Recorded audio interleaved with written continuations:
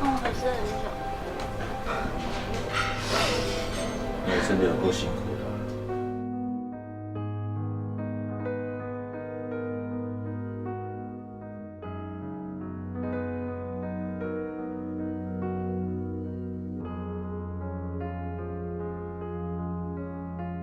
比较好，对，你自己有验吗？没有啊，我没有验呐，拜托，我不敢验，好不好？我怎么敢验呐？所以今天是提早来换吧。好烦了，那你要不要放了？我现在肚子要抽筋了。好来，HCD69还不错，过了吗？过了吗？过了哦，过了，恭喜你，恭喜你，对。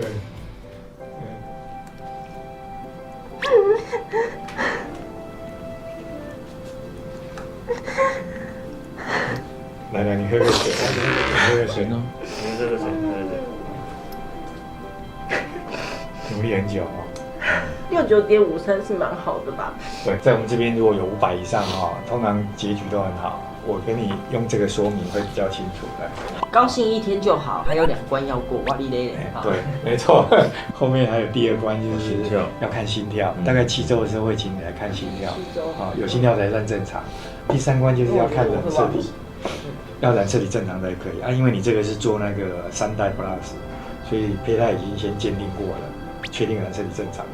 那基本上第3关可做可不做。这至少有95%以上的准确率。所以下礼拜等于第2次放靶，下礼拜第2次放靶，所以我们这个方向没有错，方向是对的，完全正确，所以成绩才会好。这一次成绩应该是有史以来第一次，第一次看到这个成绩嘛，对。哦，还是很久。真的有够辛苦的。但是我现在不可以太难过，我现在要让他不要受任何刺激，对不对？就像之前一样啦，因为心情尽量要保持是平稳状态啦。OK 啦，我们准备回家去啦。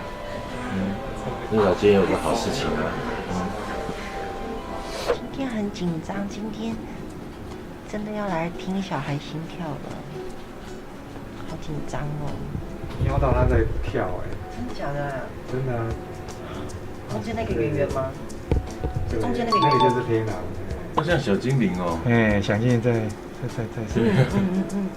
哦，还蛮强的。放给你听。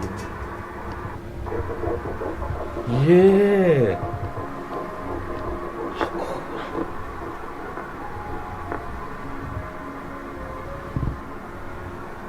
还小，所以声音比较小，它会动。